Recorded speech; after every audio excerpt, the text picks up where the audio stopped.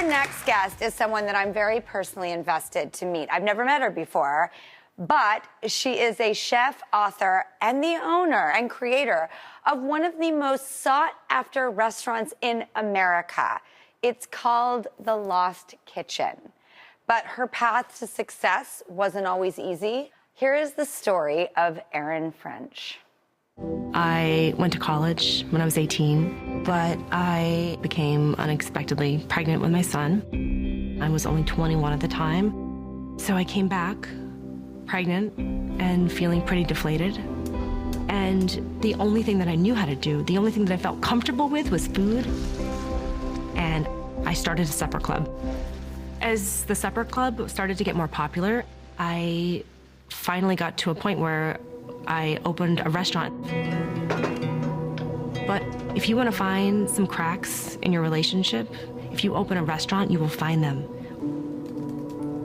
My marriage exploded with that restaurant.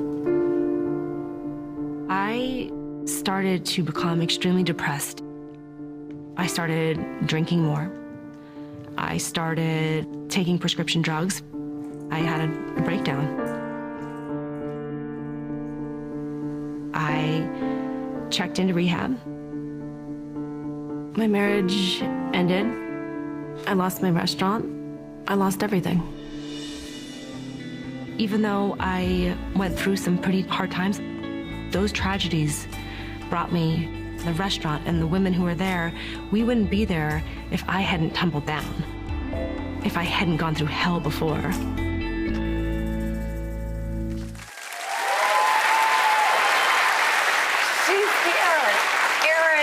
Joins us now, ladies and gentlemen, Erin French. Thank you.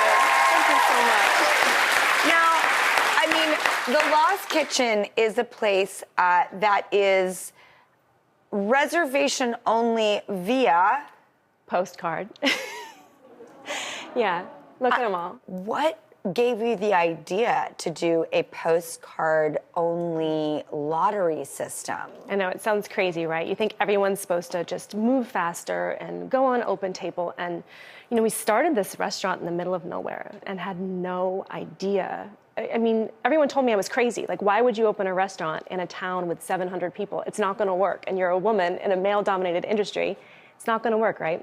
Well, I think after 3 years, we crashed the phone lines with over 10,000 phone calls for our reservations in the spring. And it got to a point like, we can't do this anymore. We can't listen to these garbled messages. We've overloaded. The fire department had showed up because we set off alarms. And so we thought, what do we do right now? We have to slow this down.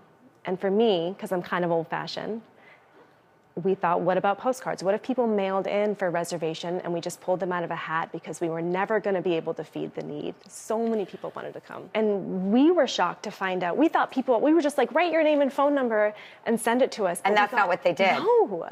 We got stories and deep stories and beautiful stories. And, you know, sometimes they were limericks or poems, or they were just pieces of people's lives. And for us, being this deeply personal restaurant where I want to give this deeply personal meals, what better way to get to know our guests? Like, we're getting to know them before they arrive already. So it's really connected. And it's a journey. You travel to get to this restaurant. I've mentioned to people myself, like, oh, I'm dying to go to the Lost Kitchen. They're like, well, good luck with that.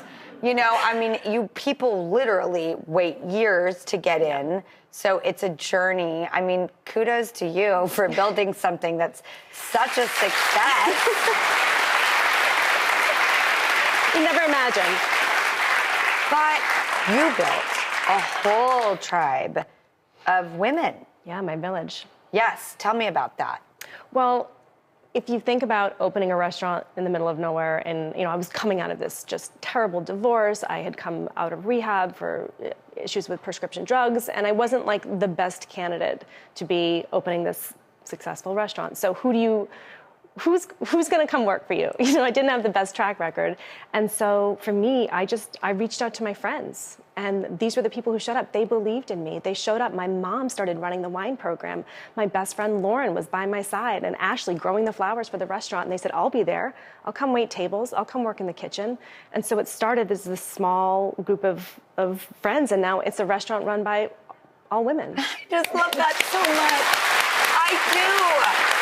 You know what else I find find really helpful is you have this wonderful husband that you speak so beautifully about. I do. And did you meet on Match.com? Yeah, it's the best $48 I ever spent. And like, didn't you have to ask your mom for the money to get? I was so broke. I was living in the Airstream on my parents' property, close enough so I could have Wi-Fi so I could chat with Michael. And I overdrew my bank account. So my mom like came out and she's like, Erin, you overdrew your account. So it probably cost an extra $20 for that $48. But yeah, we met online. And you met your husband. I winked at him, let's be clear. Okay, so he's welcome. He's so lovely. He is. I mean, the way you speak about him is just, oh, it's so romantic. Second chance, I'm telling you, second chance. I mean, that's another thing. A second chance at love, I didn't know that was possible. I was just like, I came out of this terrible marriage. I had lost my sense of self, and it was like, how do you go on and trust with that? And you just got to keep putting yourself out there, and you never know. And like literally the day that I was like, all right, I'm quitting Match because I overdrew my account, Michael and I started chatting the next day. So, and now I've got this amazing, supportive, loving, sweet partner. He's the one man of the Lost Kitchen.